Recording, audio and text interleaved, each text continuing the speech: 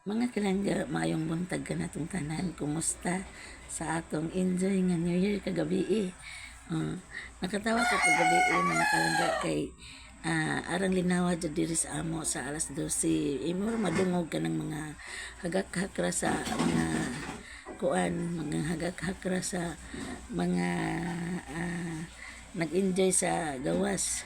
Anda karon kay wa man damha nga kanang kuan mga kalangga wa magdahom nga naa di ay mga mapabuto pag alas 12 na mga kalangga lupig pa sinangag unda karon ang yuta jud mga kalangga ba mo bandog unda karon ang nagitapok mga kalangga na buskag sila ng mga kalangga.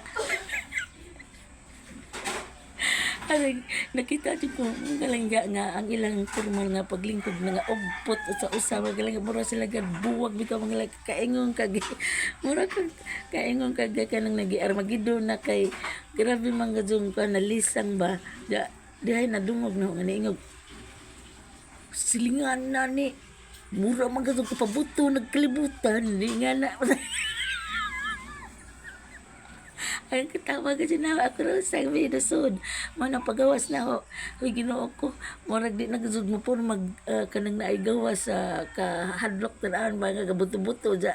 Kanang kadyo-kadyo nagsud makalangga. Kaya nga gadsud gagmao na in sa kalibutan. Kaya grabe gadsud marag igustuan gadsud ko. Kaya mura mabuudog na gadsud ka. Kanang mahalo na bitaw nga mga pabuto mga kalangga. Kanarang maka-afford.